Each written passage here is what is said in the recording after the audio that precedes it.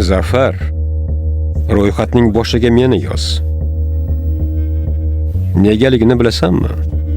Bu mamlakatni sendek to'g'ri yo'ldan adashgan shoqollar ham, hali es hushini yig'magan johil bezorlar ham qutqara olishmaydi. Yozdim. Seni ro'yxatni eng birinchisiga yozdim. Pul seni ham buzibdi-da. O'sha odamlarning orasiga qo'shilding, seni ham sotib olishibdi-da. Menga qara. O'sha kamaringni bo'yningga bog'lab, ko'ppakdek seni eshikma-eshik sayr qildiraman. Nishonim sensan, Zafar, aqlini yig'.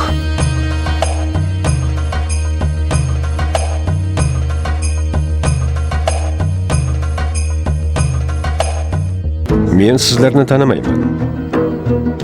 Sizni bu yerga yuborganni ham tanimayman. Ayniqsa menga 50 ming jon olaman deb po'pisa qiladigan it ko'ppaklarni umuman tanimayman. Menga qara oshna. Biz senga o'xshab 3-4 ta odam yig'ib olgan bezorilar to'dasi emasmiz. Bu yerni xaroj olinadigan baqqol do'koni deb o'yladingmi? Bir tomchi qonga arzimaydigan o'sha pulni mendan oladigan mard hali onasidan tug'ilmagan. Eshitdingmi meni?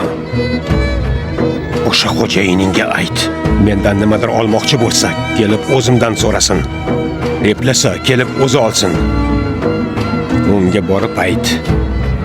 Po'lat Alemdar nomardlarning salomini emas, jonini oladi.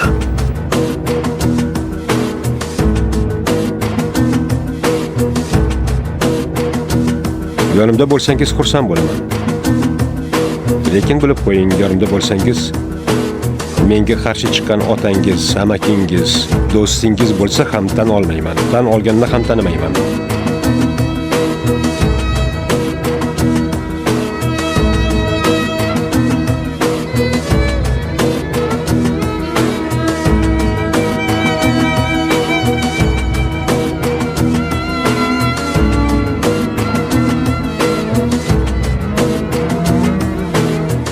Nima qilishim kerakligini sendan so'raymanmi?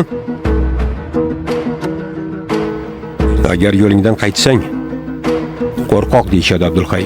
Kim qaytgisi kelsa qaytaversin. Men o'zim bilgan yo'ldan qaytmayman.